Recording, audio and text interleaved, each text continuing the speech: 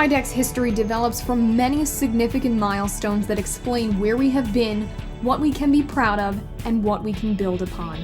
They chart individual engagement, insightful leadership, and meaningful projects. Without these early efforts and continuing ones by IDEC members, IDEC would not have its developmental footprint, historical archives, historical identity, or milestone markers. In essence, its history serves as its memory keeper and its foundation for growth. Bowie Harwood, Virginia Commonwealth University, IDEC historian.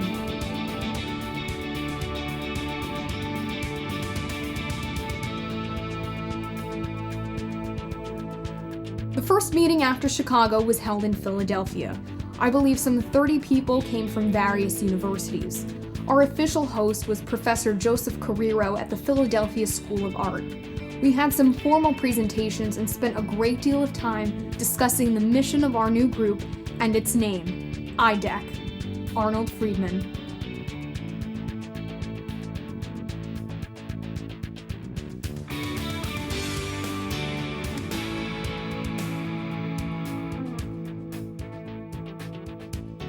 I was able to raise money. There were two professional societies and they sort of competed with each other.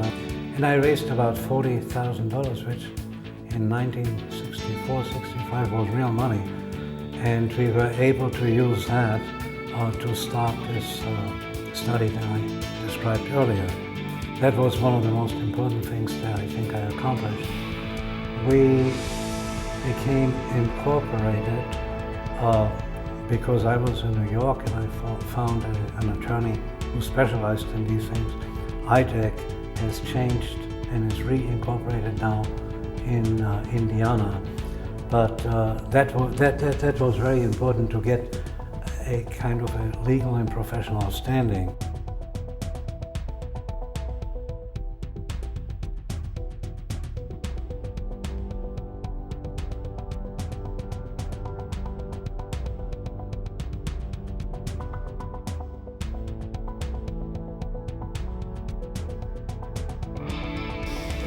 Well, the establishment of an accreditation agency with its various visitations and ongoing examination of the program on site was a distinct problem in terms of money and or transportation and or getting people to actually do it on a volunteer basis. Then the consolidation of the 2 or 3 year programs also began to appear, and the incorporation of IDEC and FIDER as separate entities with programs and or bylaws, rules, and regulations of acceptance. And they had the problem of dealing with the Department of Education. The final one was kind of interesting. It was the absorption of home economic members into the profession.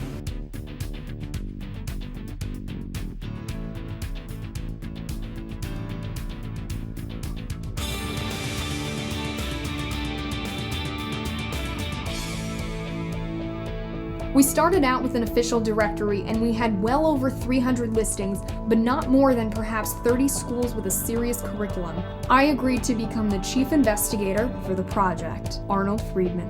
This study, which built upon the earlier 1964, 1965, and 1966 IDEC educational studies, was one of the most significant documents ever published by IDEC.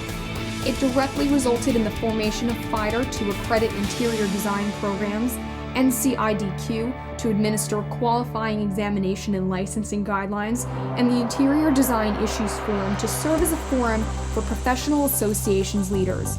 It also launched a new AID test as part of voluntary certification, Bowie Harwood.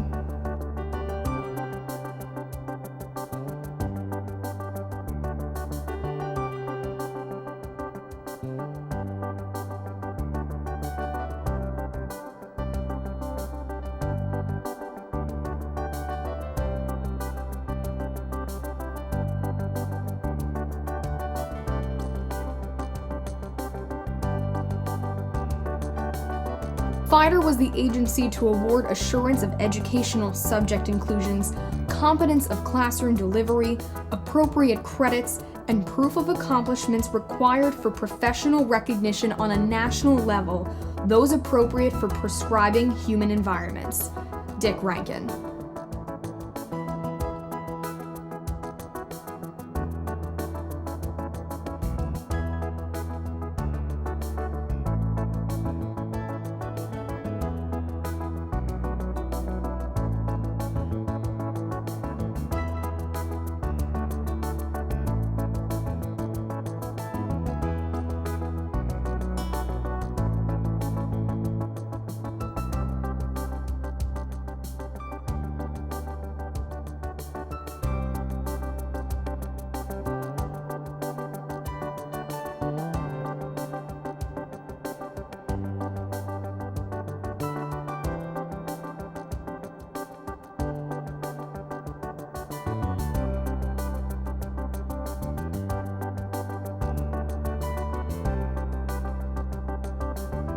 Again, we didn't have any money, no central office, but I think we did a number of things during that time frame.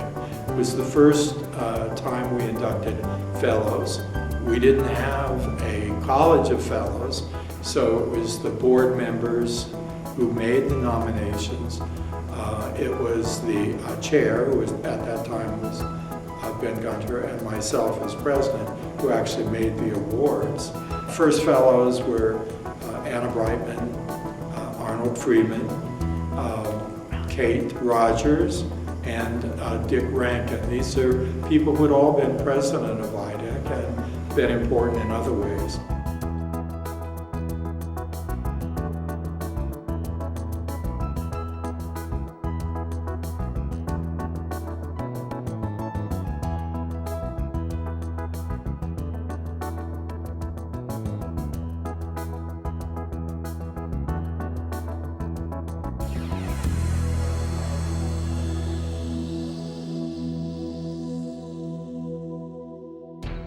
I think the challenges in education are numerous. I think there's a balancing act that has to occur. We still want creative designers, but we also want them to use evidence-based design in their development, and that's important for our profession, especially when you look at licensing issues and the need for students who graduate who are very articulate and understanding how health, safety, and welfare contributes to the well-being of people. Again, the leading versus following is a continuing challenge, but I think we're positioned to be a leader of the profession, and I think that it's a challenge for us to get enough people to step up to the plate to take on that responsibility.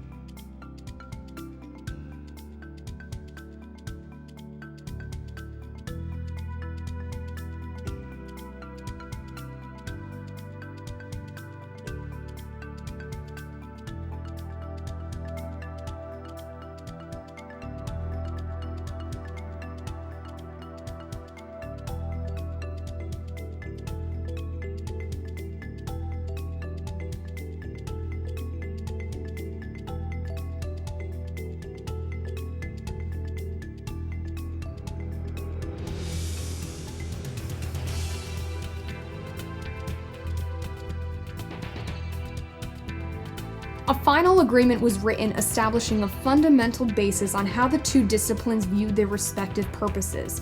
I believe my purpose was to maintain the importance of the differences in the educational preparation of the two disciplines, and to continually point out that while there were commonalities, there were strong and specific differences in the knowledge base of each of the disciplines, whose aims were related but fundamentally different in purpose. Don Sherman.